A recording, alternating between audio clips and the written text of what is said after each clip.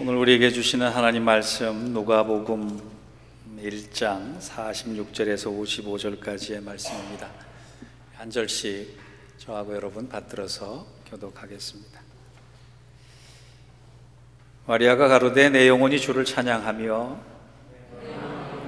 내 구주를 기뻐하였으며 그의 여종의 비천함을 돌보셨음이라. 보라, 이제 후로는 만세의 날을 복이 있다 일컬을 의리로다.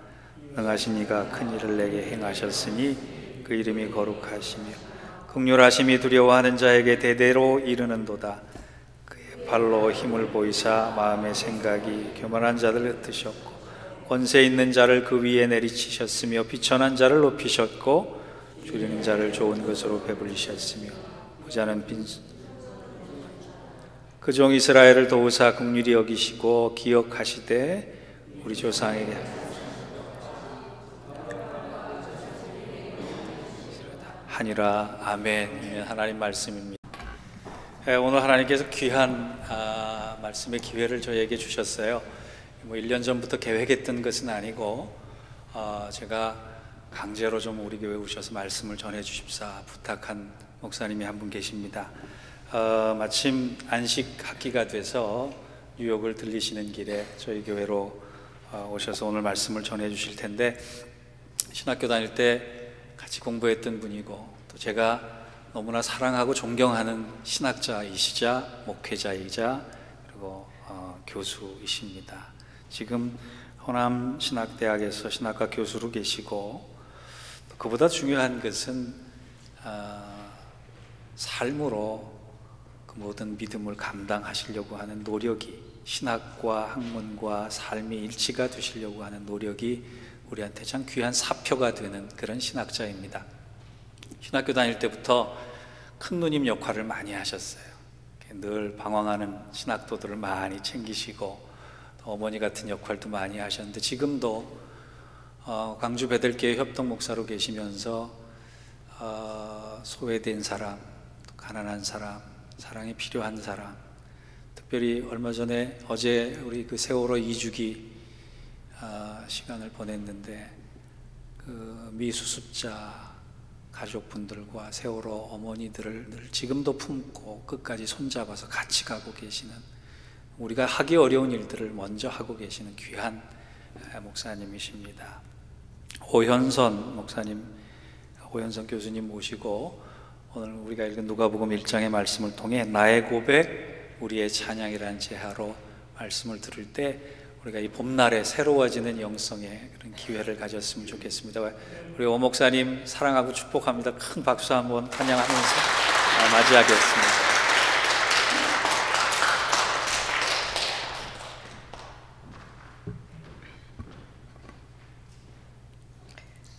안녕하세요.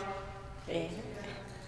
목사님을 제가 첫 번째 안식학기에 만나고 2012년이었어요. 그때 12년에 뉴욕에 왔었는데 한 걸음에 달려와 주셔서 만났던 기억이 있고, 또 그 이후로는 페이스북 통해서 목사님하고 교류하고, 이번에도 제가 뉴욕 갑니다, 만나요, 차 한잔 해요 했더니 또 교인들 소개해 주시겠다고 그렇게 해서 제가 또 저도 기쁜 마음으로 왔습니다.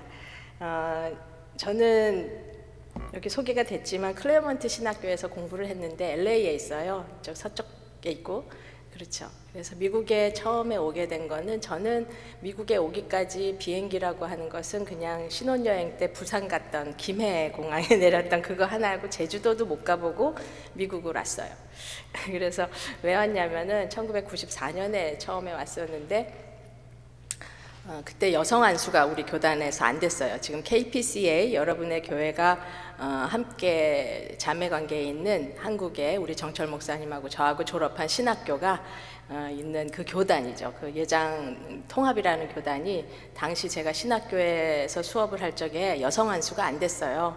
그래서 나는 하나님에게 부름을 받았다고 믿고 왔는데 하나님의 사랑이 더 크시죠. 하나님은 여성을 이미 그분의 제자로 삼으실 수 있는 마음을 가지고 계셨는데 한국 교회가, 우리 교단이 그걸 품지 못해서 제가 그거보다는 조금 그런 면에서 마음이 큰 미국 장로교회로 가면은 여성 안수를 준다고 하니 미국에 가야겠다.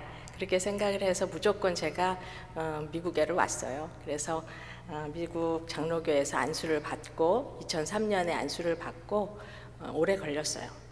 제가 신학교를 9년을 한국에서 신학 수업을 9년을 했는데도 미국 장로교에서 5년간을 안수 과정을 거쳤고, 그래서 안수를 받았고, 또 2004년에 그 기간에 같이 공부할 수 있는 기회가 주어져서 함께 공부도 마치고, 그래서 2004년에 한국을 다시 돌아갔다가 때가 되면서 안식학기 때마다 저에게 신학적인 영감을 많이 주고, 또 제가 목회자로 설 수 있었던 이 미국 교회의 진빛도 있고, 그래서 항상 미국을 오고 그런 일정이 있어서 이번에도 왔습니다. 그래서 살다 보니까 제가 크리스찬 정체성도 그렇고 제 정체성도 그렇고 이주하는 사람인 것 같아요. 그 깊이 바라보면 제가 서울에서 자라서 태어나서 서울에서 대부분 살고 미국에서 살다가 그 다음에 다시 돌아간 곳은 안산이었어요. 그 당시에 이주 노동자들이 가장 많이 운집해 있었던 안산에서 제가 목회를 시작을 했고, 이주민들을 이주 노동자 목회를 다문화 교회를 시작을 해서 같이 7개의 공동체, 여기도 이디오피아 교회가 있다고 들었는데 아프리칸 공동체 안에 이디오피아 공동체도 있었고, 나이지리아, 가나 이렇게 또 9개의 아프리칸 공동체가 있었고 6개의 그 밖에 다른 인종적 공동체가 우리 교회 안에서 함께 예배를 드렸고, 제가 거기서 담임 목회를 하면서 캘리포니아에서 배웠던 경험했던 이주민으로서의 정체성을 여기서 살 동안은 몰랐어요. 그런데 한국에 돌아가 보니까 제가 80년대 공부했던 그 시기에 가장 사회 기층에서 그 사회를 바쳤던 한국 여성 노동자들, 남성 노동자들의 삶의 자리에 인종만 바뀐 사람들이 그 자리에 메꿔져 있었고, 또 저는 그들을 위해서 하나님이 또 안내하시는구나라는 생각이 들어서 이주 노동자 목회를 시작을 했습니다. 그래서 안산에 있다가 그런 생각들을 더 구체화하고 신학생들 또 목회자를 길러내는 것이 좋겠다라는 또 생각하에 광주에 있는 호남신학대학에 가서 그곳에서 신학생들을 가르치면서 이주 노동자 문제, 이주 여성 문제, 또 지역에 있는 그런 부분들을 함께 연대하면서 여기저기 왔다 갔다 하면서 살다 보니까 예수님도 이주자였구나 라는 생각이 들었어요. 성경의 모든 인물들이 우리와 같이 이주민이구나 라는 생각이 들었어요. 하늘나라 본향을 떠나서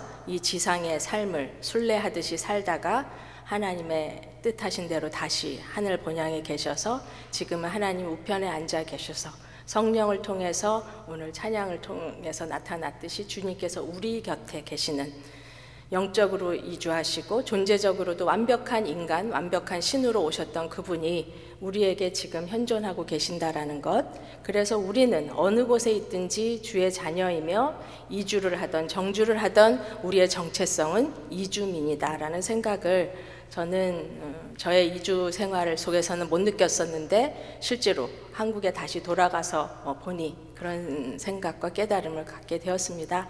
그래서 목사님 말씀하셨듯이 제가 뭐 그렇게 많은 일을 하는 거 아니에요. 제가 지금 안식학기여서 나와 있고 세월호 가족들에게 함께 한다라는 것도 다 할 수도 없고, 그냥 이른 양 한 마리, 언제 어디서나 제가 만날 수 있는 곳에서 가장 약하고 힘이 없는 사람의 곁에서 그냥 같이 앉아 있어 주는 것, 서 있어 주는 것을 어쩌면 저는 제 목회의 정체성으로 생각하고 있기 때문에 지금도 이미 장례도 치러서 유가족이 된 그분들보다는 아직 시신도 못 찾아서 2년 전 4월 16일을 그대로 살고 계시는 그분들 속에서 함께 하고 있다가, 이번에 2주기에는 4월에는 행목이건 안산이건 광화문이건 사람들이 많이 오는 시기예요. 그래서 저는 차라리 이 시기에는 좀 밖에서 마음을 좀 쉬고, 저도 때로는 심리적으로 굉장히 힘들 때가 있고, 저 나름대로 셀프 케어라고 하죠. 영어 단어 가끔 써도 이해하시죠, 여기는. 그래서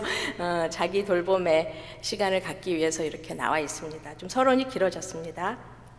그래서 저를 좀 아셔야지 또 우리가 설교를 통해서 교류가 되니까 그런 얘기를 좀 드렸습니다. 그래서 현재는 다시 미국 장로교회에서 한국으로 돌아가서 대한예수교 장로회 통합측 목사로 있고, 미국 장로교회는 오픈리스 팔러시가 있어서 이중 멤버십을 인정을 해요. 개방성의 원칙에 의해서 우리 교단에서 안수를 받은 사람은 영원히 안수자이다, 목회자이다라는 생각을 가지고 있어서 실제로 미국 장로교회에서 저는 멤버십이 있지만 한국의 우리 교단은 아직 그런 자매 교단 관계죠. 그래서 지금은 우리 교단 서남로의 소속 목사로 있습니다.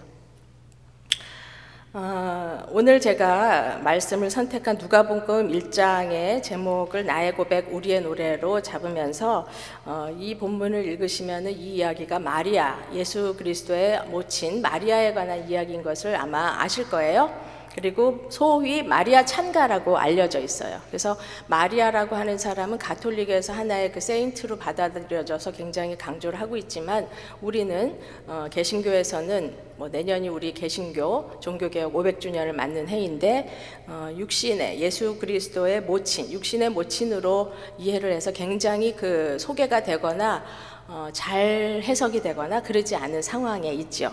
그러나 오늘 본문에 보면은 여러분이 마리아가 어떤 사람인가를 보고 이 본문의 1장의 이야기를 잘 이해를 한다면 실제로 우리가 이주민으로 살건 정주민으로 살건 한국교회에 있건 미국교회 안에 있건 우리 스스로가 어떤 크리스찬 라이프를 살아가야 되는지에 대한 통찰을 얻을 수 있기 때문에 이 본문을 좀 깊이 이해해 보고자 합니다. 마리아가 예수 그리스도를 낳기 전에 먼저 하나님의 천사 가브리엘을 만나죠. 그래서 가브리엘이 하나님의 아들 예수 그리스도를 낳을 것이다 라고 하는 수태를 고지하는 그런 장면이 이 본문 바로 마리아 찬가 전에는 나타나 있고, 마리아는 그 수태 고지를 받은 이후에 누구를 찾아가냐면 엘리사벳을 찾아가요. 그러니까 여러분이 이 성경에서는 굉장히 그 자세한 서술이 안 돼 있기 때문에 그냥 문장만을 읽고는 그 풍부한 내용을 잘 상상하기가 어려운데, 좀 더 여러분이 아마 여러분의 입장을 대입을 해서 한번 생각을 해보면, 만약에 여러분이 남자를 알지 못한 21세기 상황에선 좀 섹슈얼리티 문제를 다르게 생각하니까 모르겠지만은 그 당시에는 성서나 그 구약 전통과 신약이 시작되기 전에 1세기 교회 사람들은 그 당시엔 교회도 없었죠. 그러니까 여성이나 어린이는 사람 축에도 못 끼었었던 거죠. 그래서 이 여성들이 언제나 남성 중심의 사회에서 인간 취급을 못 받았고, 특별히 인간 취급을 받을 가능성이 있는 사람은 남편의 아내가 됐을 때, 또 자녀를 가졌을 때, 이런 여성들이에요. 그랬는데 마리아가 요셉하고 정혼한 사이에 결혼을 하지 않은 채로 임신을 하게 됐죠. 그 상황은 하나님의 신앙으로 보면, 마리아의 신앙으로 보면은 위대한 일을 시작하는 첫 디딤돌이었지만은 실제로 사회적 상황 속에서 보면은 비혼모가 되는 과정이에요. 남편이 없이 아기를, 누구의 아이인지를 모르고 아기를 낳는, 사생아를 낳는 과정으로 시작되는 한 여성의 삶이 시작이 되는 거예요. 그러니까 그 당시에는 돌로 맞아서 죽을 죄예요. 돌로 맞아서 죽을 뻔한 이야기가 예수 그리스도가 한 여자를 만나는 장면도 여러분이 이해를 아시고 계실 텐데, 그러한 지경에 놓일 뻔한 여성이 예수 그리스도의 모친이셨죠. 사회적으로 보면 가장 천한 계층으로 떨어질 뻔한 여성의 몸에, 실제로 그런 여성의 몸에서 태어나신 거죠. 그래서 이 여성이 자기를 낳아주고 키워준 친정이죠. 결혼하면 친정이 될 부모를 찾아간 것도 아니고, 또 남편이 될 정혼자를 찾아간 것도 아니고, 누굴 찾아갔냐면 당시 제사장이었던 사가랴의 집에 엘리사벳이 그 와이프였고, 엘리사벳은 요한을 이미 6개월 임신 상태의 여성을 찾아가는 거예요. 그러니까 친척 관계였죠. 그래서 엘리사벳을 찾아간 장면을 보면은 정말 죽을지도 모르는 여성이 정말 심각하게, 정말 운명적으로 데스퍼레이트한 상황에서 엘리사벳을 만나러 간 것은 어떤 심정이었을까? 근데 엘리사벳은 의외로 또 마리아를 만났을 적에 내가 지금 임신 6개월이라서 또 다른 임신부를 내가 케어할 만한 에너지도 없고, 그리고 또 그렇게 돌맞아 죽을 만한 여자를 또 가려주면은 범인을 은닉하는 것도 되고 너무 힘든 일이었죠. 그러나 누가복음 1장에는 엘리사벳을 의인이라고 기록하고 있어요. 그래서 마리아를 자기 집에 들여다보내면서 자기의 태동을 느끼고 내 복중의 아이가 뛰놀 정도로 당신을 지금 환영하고 있고, 그리고 보라 주의 어머니가 내게 오는도다 하고 그것을 아주 통찰하는 뭐랄까요? 우리 요즘 말로 하면 공감? 마리아의 상황을 이해해서 전적으로 환영하는 환영사를 하면서 이 여성을 자기 집에 들여보내죠. 그리고 이 마리아 창가가 끝나는 다음 줄에 뭐라고 쓰여 있냐면은 석 달을 그 집에 머물고 간다라고 그랬어요. 임신 초기에 3개월이라는 것은 아기를 낳으신 분들은 알겠지만 유산의 위기를 방지하기 위해서 굉장히 돌봄이 필요한 3개월의 첫 임신 3개월을 남의 집, 같이 임신한 만삭이 되어가는 한 여성의 집에서 함께 두 여성이 같이 지낸 장면이 나오는 거예요. 그리고 이 두 여성이 부르는 노래가 마리아 창가예요. 이 마리아 창가는 그래서 마리아 혼자의 고백이 아니라 밤마다 마리아가 울면서 또는 하나님을 아는 자기가 예수의 모친이 될 거라는 기쁨의 눈물, 또는 나가서 맞아 죽을지도 모르는 두려움 속에서 흘리는 공포의 눈물, 어찌할 수 없는 이 자기 신세에 대한 미래를 알 수 없는 불안 속에서 때로는 흘리는 눈물을 공유한 엘리사벳에게 함께 자기의 마음을 얘기하고 때로는 기도도 하고, 그런 것들이 엘리사벳의 집을 넘어서 창가를 넘어서 담을 넘어서 퍼진 거예요. 그래서 그런 처지에 있는 사람들이 그 노래와 기도문을 듣고 엘리사벳과 마리아의 이 공동 고백을 듣고 이 노래를 같이 불러낸 거죠. 그래서 이것이 성경이 정경화될 때 탈락되지 않고 마리아 창가로 여성의 노래가 신약 성경에 정경화되기까지는 보통 많이 불린 노래가 아닌 거죠. 공동체의 전승이 그대로 남아있는 노래라고 볼 수가 있어요. 여성의 노래가 이렇게 길게 성경에 남아있는 예는 극히 드물어요. 모세의 누나였던 미리암의 노래가 출애굽기에 보면은 구약 성서에 짧게 나오지만은 모세의 노래가 훨씬 길게 나오기도 하고 그렇죠. 그런데 이렇게 의미 있는 노래가 뭐냐면 결국은 고백, 나의 고백, 마리아의 고백, 그 당시 이런 삶의 상황을 겪었던 사람들의 고백, 그 고백이 성경이 되고 하나님의 말씀을 드러내는 고백문이 되었기 때문에 정경화된 것이죠. 그래서 기독교는 고백의 종교라고 할 수 있어요.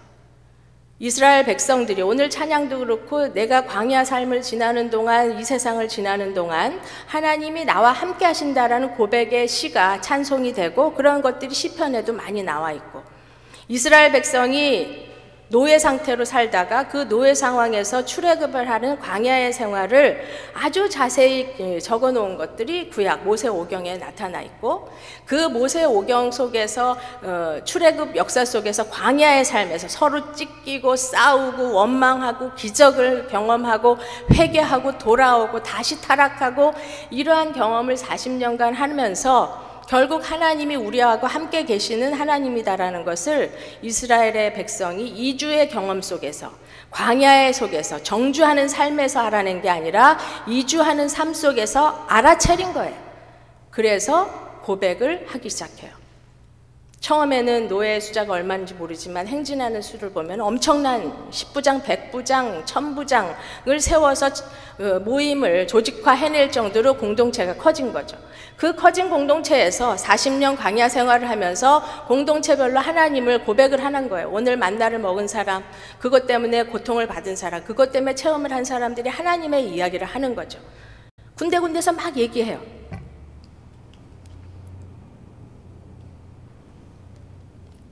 그러다가 이런 하나님이 세계를 창조하지 않으셨으면 누가 창조하셨을까? 우리를 이렇게 암울한 억압세계에서 압제해서 걷어낸 하나님이 아니면 이 세상을 누가 창조했을까? 하나님은 그러면 어떻게 창조했을까? 마리아와 엘리사벳이 밤에 얘기하면서 쎄쎄쎄하면서 푸른 하늘 은하수하면서 혹시 이런 시를 지었던 것 같은 걸 상상한다면, 이스라엘 그 출애굽 공동체는 모여서 창조의 이야기를 자기들의 고백으로 해내는 이스라엘 공동체가 된 거예요. 그래서 창세기가 성경의 맨 먼저 1장과 2장 원역사, 이스라엘의 우어 게슈시테라고 하는 원역사의 이야기가 1장부터 13장까지가 쫙 나오고, 그것을 잘 이해하면 하나님의 뜻이 드러나는데 이 66권을 이해하는데 굉장히 키워드가 거기에 다 있다라는 것을 여러분 이미 아실 거예요. 그래서 여러분이 창세기를 보면 1장의 창조 이야기하고 2장의 창조 이야기하고 너무 다를 때 이게 어떻게 같이 있지? 어떻게 하나님 창조가 이렇게 다 달라? 여러분 다른 거 아시죠? 1장에는 첫째 날부터 여섯째 날까지 다 하나님이 말씀으로 뭔가를 지으시고 인간을 마지막 날에 지으시고 말씀으로 지으세요. 2장에 보면 하나님이 온 세상 천지를 하루 만에 지으세요. 말씀으로 짓는 게 아니라 흙으로 지으세요. 1장에는 아담과 하와를 동시에 말씀으로 다 지었지만 2장에는 아담을 먼저 흙으로 지으시고 나중에 뼈를 취하셔서 그의 처 하와를 지으시죠. 달라요. 어떻게 하나님이 창조 이야기를 이렇게 다르게 하나님이 세상을 창조하신 이야기가 창세기 1장, 2장이 있는가? 어떻게 하나님이 이렇게 다른 세계를 두 개 지으셨나? 화성은 저렇게 지으셨나? 이런 게 아니라는 거죠. 그래서 실제로 창조과학회라든지 성서의 모든 말씀을 과학적으로 증명하라고 노력들이 신앙인들이 할 수 있는 하나의 움직임이긴 하지만 그것을 과학적으로 증명해서 하나님이 실제로 우리에게 신이 존재한다라는 존재 증명을 하기 위해서 성경이 있는 게 아니에요. 어떤 세계에서 어떤 속에서도 상황에서도 하나님이 우리와 함께 하신다. 하나님의 뜻이 어떻게 드러나는 것을 보고 깨우치게 하기 위해서 다양한 이스라엘 공동체가 고백한 그들의 고백이 그들의 노래가 되어서 성서에 나타난 것을 되도록이면 풍부하게 삭제하거나 탈락시키지 않고 정경화 과정에서 종교 신학자들이 그 당시 신학자들이 집대성을 한 게 성경이에요. 모세의 공동체, 예수 그리스도가 하나님이 예수 그리스도를 통해서 볼 신약 세대를 비전을 보면서 약속의 백성으로 다뤄가신 이 고백, 이 역사는 다름 아닌 고백이었다. 이스라엘 백성의 고백이었다. 그렇기 때문에 여러분이 성서의 작구 때문에 이거 틀려. 어떨 때는 뭐 도시락을 애가 드리고 어떨 때는 누가 드렸는지도 모르고 어떤 때는 5,000명이 먹고 어디서는 몇 광주리가 다 달라요. 성경 말씀에 정말 말씀에 모순이 너무 많고 앞뒤가 안 맞는 게 맞아요. 모순이라는 건 좀 틀린 표현이고 같은 사건을 목도한 다른 사람들의 이야기가 쓰여진 것처럼 쓰여진 이유가 너무나 자연스럽게 해석이 되는 거죠. 공동체가 하나님의 기적사건, 예수 그리스도의 기적과 삶을 돌보는 그의 목회 사건을 바라보면서 그것을 해석한 공동체의 해석이 다 달랐던 거예요. 고백이 달랐던 거예요. 오늘 찬양을 듣는 사람, 부르는 사람, 준비한 사람 다 하나님에 대해서 이 곡을 해석하는 게 다르죠. 거기에 드러난 하나님을 자신의 하나님으로 고백을 해요. 하나님은 한 분이시지만 그렇게 크리스찬 공동체에서 고백은 다양하게 나타나고 그 다양성은 어느 하나가 기준이 되어서 삭제 탈락되어서는 안 되는 거예요. 함께 축하하고 다름을 축하하고 그 다름이 우리의 공동체를 풍부하게 하는구나. 그것을 깨달으면 창세기를 쉽게 풍부하게 행복하게 이해할 수 있어요. 기독교는 그래서 고백의 종교입니다.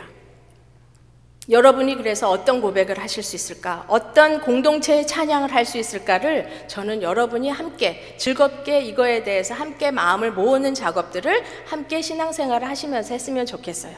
저 역시 매일 목사 안수를 받기 위해서 얼마나 많은 신앙 고백문을 눈물을 흘리면서 내 고백문을 썼는지 몰라요. 그거를 커미티 앞에서 발표를 하고 신학적인 토론을 해야 되고 내 고백을 변증을 해야 되고 그것이 교회의 안전한 고백으로 받아들이기까지는 얼마나 많은 시간을 보냈는지 몰라요.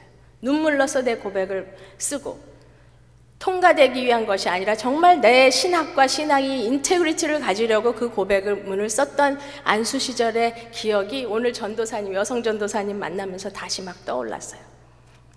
목사님이신가요? 네. 앞으로 좋은 목사님 되시기를 주님께 간구하는 마음이 듭니다. 제가 그래서 나의 신앙 고백을 하면서 하나님의 마음이 가장 머무는 그 사람 곁에 저도 있게 되기를 희망합니다. 그것이 저의 신앙 고백이었어요. 제가 그 얘기를 좀 더 쉽게 얘기를 하면은 기독교가 고백의 종교이며 나는 나의 고백을 하는 삶을 살고 있다는 얘기를 마리아의 고백을 통해서 했고, 세월호 얘기를 좀 잠깐 하겠습니다. 이번 주에 2주기가 있었고, 그래서 제가 2014년에 그 사건이 나고 자원봉사를 하기 위해서 제자들을 데리고 팽목항해를 가서 봉사를 하다가, 아직도 그 당시는 실종자였어요. 실종자가 있는데도 실종자는 잊혀지고 유가족들이 다 안산으로 올라가고 유가족 협의회가 만들어지고, 이런 상황에서 9명을 찾아야 된다는 것이 종결이 되고 작년 14년 11월 10일 정도에 수색이 멈춰가지고 거의 미수습자들, 실종자들은 관심이 없었을 그런 상황이 진행되고 있을 적에 2014년 8월에 제가 생명과 정의의 기독교 도보순례단을 꾸려서 팽목에서 안산까지 한 590km인데 마일로 하면은 한 300-400 될까요? 그런 거리를 그냥 20일간 걸었어요. 기도하면서. 그리고 걸을 제자들을 모으고 또 연대할 수 있는 기독교 크리스찬들이 계속 같이 해주셔서 20일간을 걸었는데, 걸으면서 모두가 아침에 새벽에 5시에 떠서 4시 반에 일어나서 아침에 새벽 묵상 예배 드리고 하루 종일 10시간 이상을 걷고 저녁에 8시 반쯤에 어느 교회에서 재워주시면 거기에서 또 다시 나눔을 하고 예배를 드리는데, 그 속에서 제가 피곤하니까 애들이 또 제자들이 너무 힘들고 같이 참여한 시민들이 힘들까봐 오늘은 그냥 자라고 해도 뭐라고 하냐면, 이 예배를 해야지 내일 걸을 수 있어요. 그렇게 얘기를 하는 거예요. 육체의 고통을 하루 종일 견디면서 자기가 만난 그리스도, 내 안에서 공명하는 성령의 말씀을 나누고 싶은 거예요. 다 고백을 해요.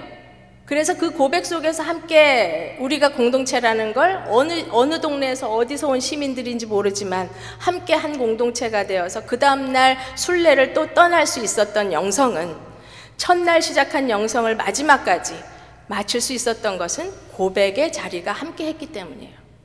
기도하는 자리, 예배하는 자리. 그래서 그 예배를 하고 우리 스스로가 만족하고 기쁘고, 그렇게 해서 많이도 울었지만 순례를 통해서 우리가 누군가를 위해서 뭔가를 한 게 아니라 우리 스스로가 깊어지고 하나님을 바라볼 수 있었다는 그런 체험을 했었어요.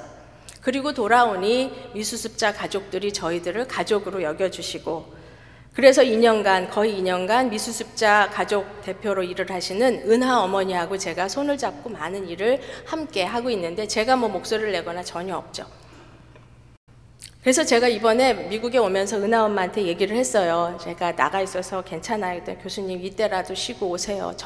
저도 그래서 그분은 그 4월이 오기 전에, 제가 미국 오기 전에 2주간 입원을 제가 요청을 드렸고, 입원을 해서 링거도 맞으시고, 실제로 당치수가 굉장히 지금 높이 올라가 있는 상태고 간도 많이 나빠졌고 힘든 상태예요. 그래서 2주간 4월을 견디려면 병원에 입원하시라 요청하고, 또 은하 엄마는 저보고 안식하고 오시라, 그렇게 해서 이제 서로 헤어져서 있지만, 작년 12월이었어요. 성탄절 전후로 해서 엄마가 저에게 물으셨어요. 교수님은 목사님이시죠? 제가 하나 물어도 될까요? 그래서 뭐든지 물으세요. 그랬더니 그 엄마가 뭐라 하시냐면, 평소에 그 엄마가 하는 얘기예요. 저는 동남아였어요. 동네에 남아도는 아줌마.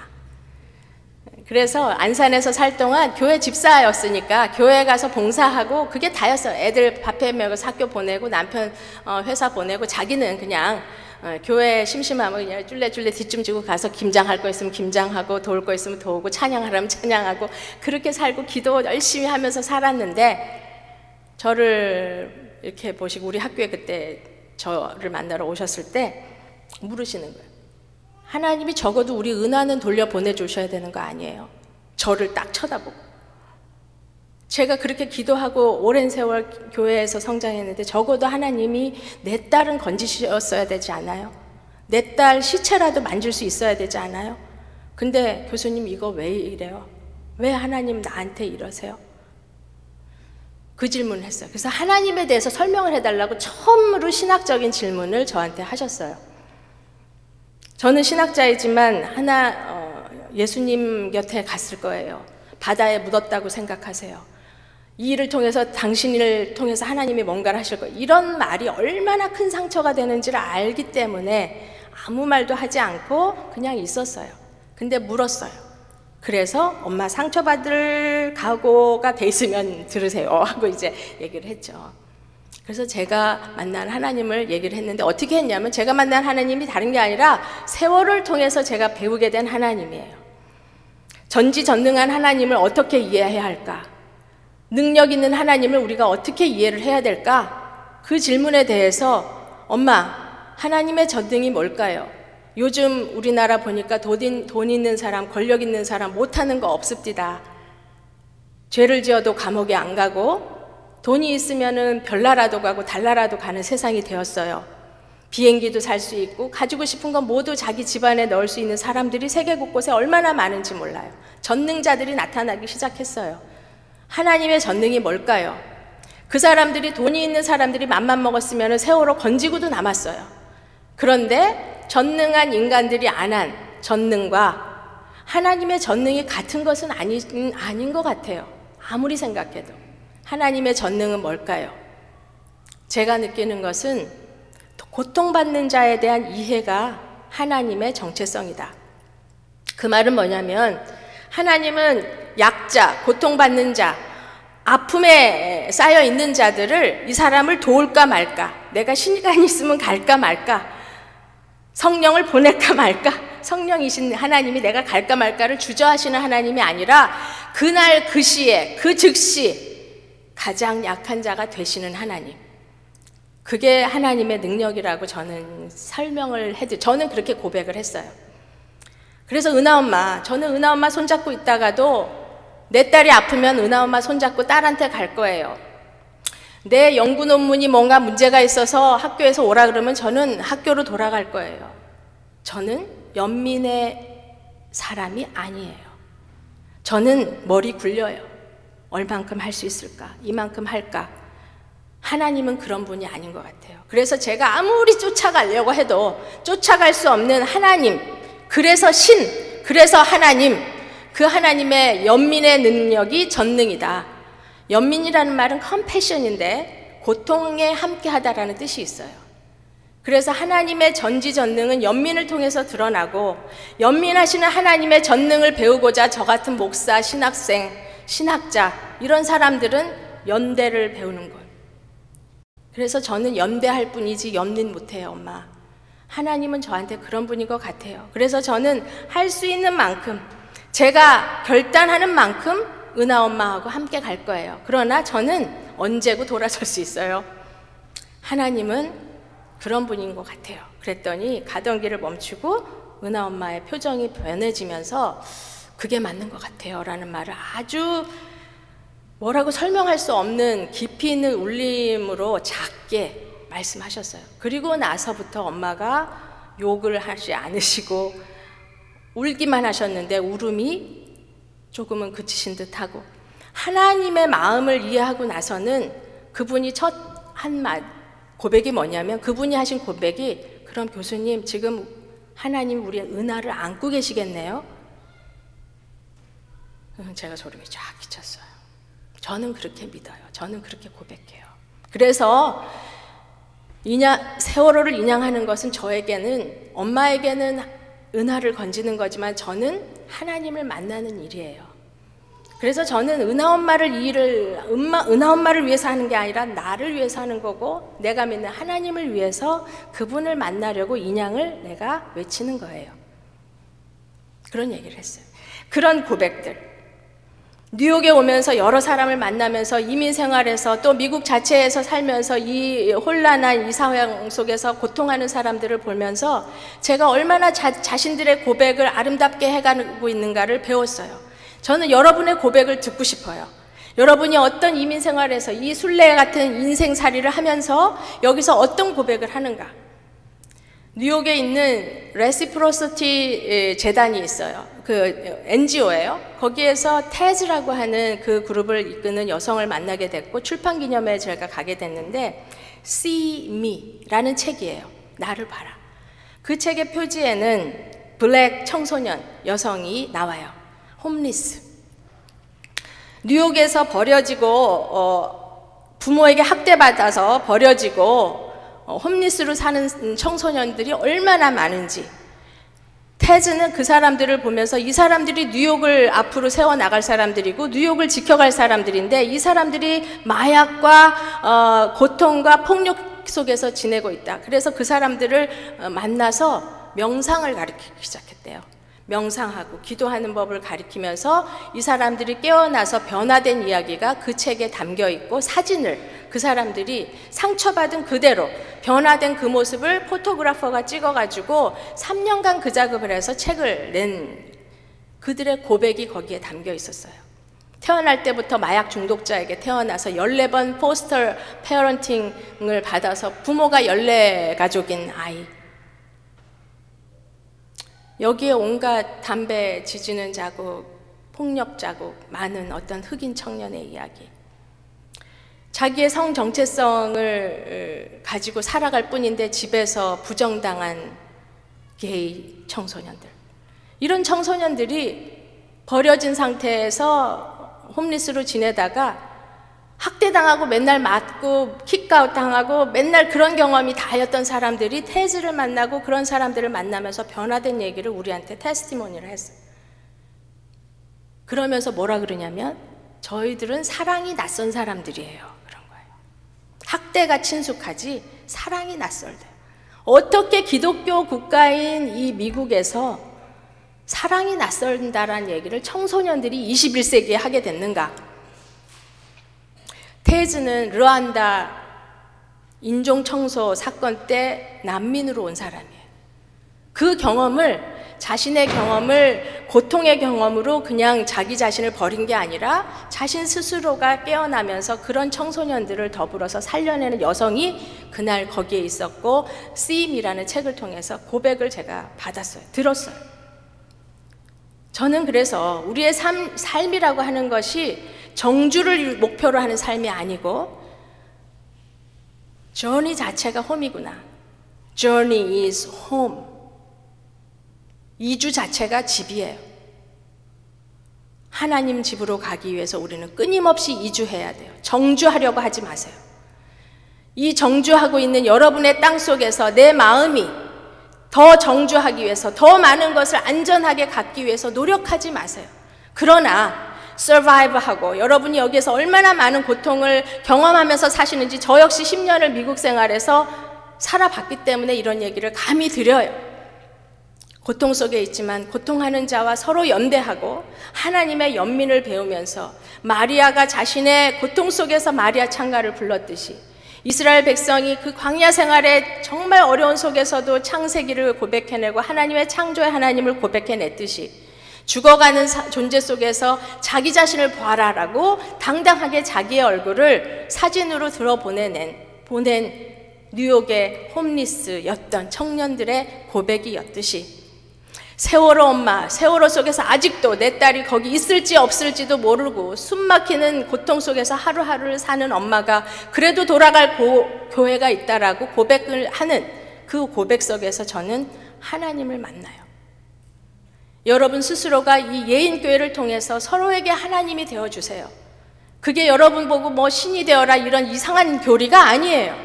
하나님의 연민을 배우셔서 여러분의 어깨에, 여러분의 등 뒤에 바로 예수님이 함께 계시다, 성령이 함께 계시다, 그래서 나의 고통에 함께 우시고 내가 기쁠 때 함께 웃으시고 나를 이끄시고 나를 감싸시는 하나님이 내게 있다.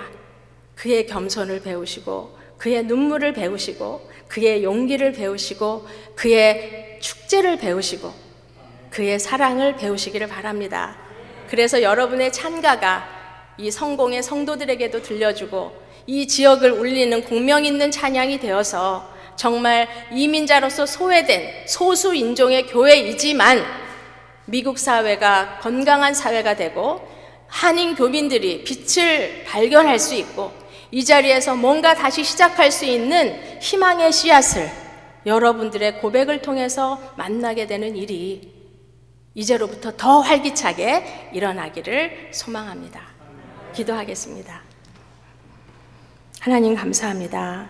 나의 신앙의 고백이 우리 공동체의 고백이 되게 하시고 우리 공동체의 찬양이 하나님을 향한 찬양시가 되게 하시고 이 지역을 살리고 이 나라를 살리고 이 우주를 건지는 우리의 고백이 되게 하셔서 하나님의 울림 있는 연민의 사랑이 이 지구에, 이 우주에 편만하게 하시기를 예수님의 이름으로 기도드립니다. 아멘.